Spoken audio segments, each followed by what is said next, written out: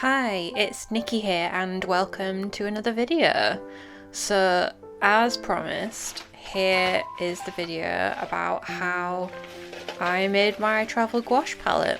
It was pretty easy to make. I just got this little sort of tin palette from Amazon, super cheap, that had loads of these half pans and full pans.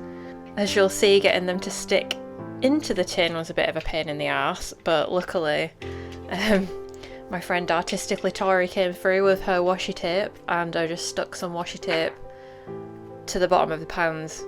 But not only the bottom of the pans, but the bottom of the actual tin metal bit that sits within the tin, if that makes sense, because that was loose as well. So once I'd done that, it seemed to fit in pretty well. So yeah, I was very slightly overwhelmed at the point where I was deciding which colours to put in. Because I had way more gouache paints than I had spaces to put colour in, so I was panicking very slightly about where I wanted to put which colour and which colours I wanted to not include, but I got there in the end. I kind of made a little swatch in the back of my sketchbook and put a star next to the colours that I really wanted to have. The trouble is I don't do a lot of landscapes, so I'm not really super confident on what colours you need for a landscape, but I kind of thought, well, as long as I've got white, black, primary colours, green, brown, should be fine. And it's been fine so far. I've actually moved the palette around a little bit. I didn't end up using as much of the warm yellow that I put in there as I thought I would. Warm yellow is usually one of my favourite colours to use, but I ended up not really using it that much, so I've swapped it with a large pan of the lemon yellow, which I seem to use more of, so that was very interesting to find. The actual gouache paints I'm using, I believe they're Reeves brand. They're super cheap. I've had these knocking around since I first started using gouache paints, like, oh my god, like 4 or 5 years ago. So I'm just getting through them. I don't know if they're vegan / cruelty free. I have actually contacted the company that makes them to see if they are, and they've completely ghosted me, so I'm guessing that means they're not. So I'm thinking once I start getting through these, I'm just going to start replacing the colours with Winsor & Newton, because I know that the majority of Winsor & Newton colours, I nearly said flavours, the majority of Winsor & Newton colours are vegan, apart from some specific ones, like some blacks. But I think you find in a lot of gouache paints the blacks tend to not be vegan because they use is it ox gall they use? Yeah, it's pretty gross, but I also treated myself to some new water brushes. I do have some water brushes that I've used quite extensively in the past, but they were getting a bit gunky and a bit like bunged up because I haven't been cleaning them out properly. And I saw a video of someone using these Arteza ones yonks and yonks and yonks ago and thought they looked quite cool. And there's 6 of them, and the best part about them is they've got wide sort of flat brushes in them, which is quite unusual. Usually when you get water brushes, they're just like kind of a point, like a regular like round point brush. Especially for landscape paintings, I thought that the flat brushes would be super useful for getting down like washes and like just flat areas basically. I'll get into a little bit later on what I actually think about the brushes for painting, but they're pretty decent quality so far. Like I say, I'll get into it later, but I think potentially not for gouache, but for watercolour, amazing. These will be great. So as you can see here, I'm just doing some swatches. Love me a good swatch. What I really like about the flat brushes as well is you can get like kind of a speckly, spackly texture with them. Speckly, spackly, I believe is the technical term. Yeah, you can get kind of like a speckly texture, which I thought would be quite good for like grass, blocking in grass. You can get quite a good variety of different brush strokes with these brushes. Like the fine tip one is a pretty decent fine tip. I have found the larger of the pointed tip ones has started to lose its point quite quickly though, which is a bit annoying, but it's fine because it's a big one, so I use it to cover larger areas, and as long as the little point doesn't do the same thing, I'll be happy.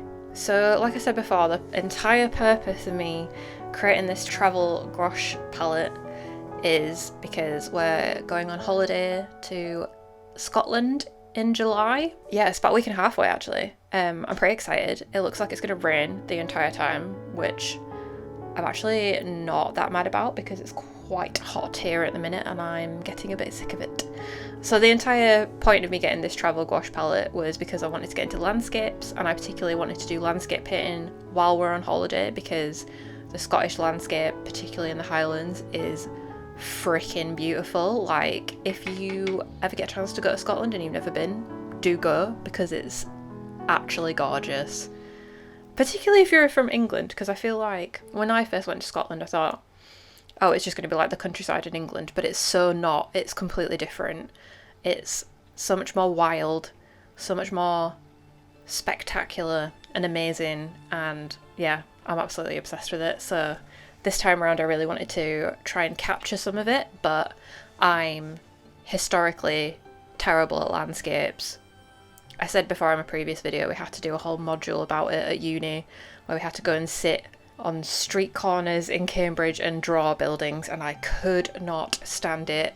It was some of the worst art that I've ever made. Yeah, it kind of scared me off landscapes for a bit, and I'm now at the point where I'm like, do you know what? I really enjoyed the sketchbook that I made when we went on holiday in Scotland last year, and although all of that was painted after the fact because I got sick, I'd love to see what I can do on location with a bit of time, with a travel palette, with this little travel sketchbook that I made. And yeah, so I've been practicing as much as I can, which is not a lot because I don't have a lot of time at the minute. Recently did some trade shows back to back, and one of them was in London, so I managed to go for a little walk on the canal. Did a little painting down there, painted some boats. Weirdly painted some boats another time when Colin and I went on a walk near the coast. I managed to half paint a boat, and then when I looked down at the paper and then looked back up, the boat had sailed away. And I hadn't taken a photo of it, so that was an absolute rookie mistake.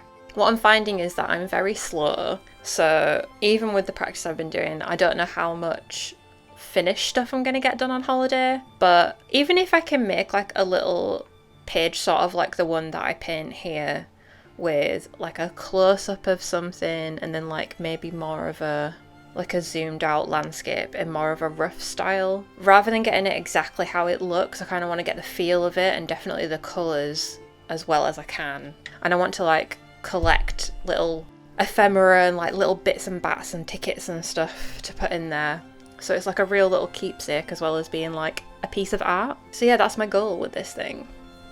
But yeah, this page in particular that you're watching right now, I actually really like the way it turned out. I didn't like it at the time, and I didn't like it while I was doing it. I thought it was really rubbish, but I really don't mind it. Like, I think it's fine. It's not really finished. I gave up on it because I got to the point where I was like, I've been working on this for so long, it's kind of against the point if I spend hours and hours and hours on these sketchbook pages, because realistically on holiday I'm not going to have hours and hours and hours to work on them.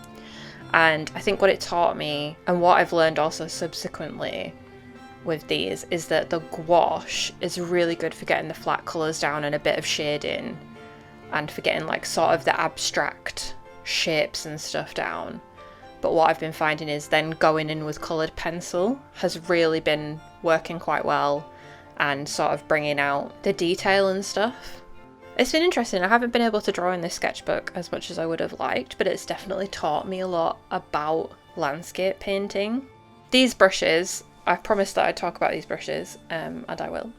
They are, like I said before, they would be perfect for watercolour, if that's your medium, for gouache, and I think for the purposes that I want to use them, I use gouache usually quite watercolory anyway, so it's fine.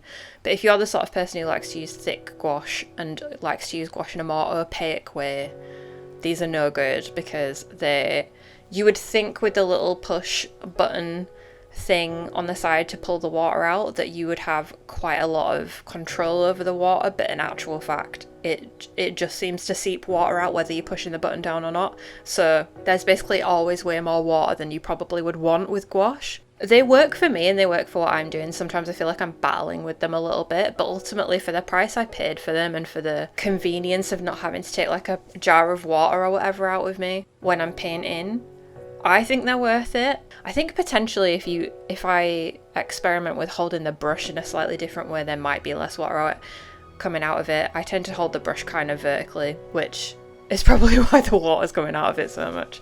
But yeah, I would definitely recommend, if you are planning on making a gouache palette just like this one, I'll list all the bits and bobs that I used in the description below so you can make your own. Let me know if you do, I'd love to see. I'm not sure if it'll be the next video because it depends on how long it takes me to edit the footage and get everything together, but we are going to Scotland, west side. We are going to Scotland, we're going to Glasgow, and then we're going to Glencoe, which is the west side, and we're going to Ben Nevis. We are going next Friday, which is the 7th of July. I'm extremely excited. We're going up on the train. I love going up on the train. Love trains so much. Oh my gosh, it's the best way to travel in my opinion. Also I'm terrified of planes, so that's why I never go on planes. But yeah, so I'm definitely going to make a travel video, little vloggy sort of type thing, and I'm going to try and draw as much as I can. I'm not going to promise anything because I might get there and be like, do you know what, I'm not feeling this. So I might not be able to draw on location. I might draw much of it after when I come home from photos, but I'm going to try and do as much painting as I possibly can on this trip, and hopefully I can fill loads and loads of pages in the sketchbook and show you, and it'll be amazing.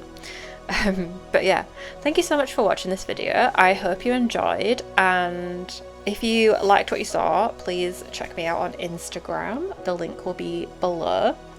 And other than that, I hope you're taking care of yourself. I hope you're having a great day / week / month / year. That was cheesy, sorry. And I'll see you in a few weeks for the next video. Thanks so much for watching. Bye!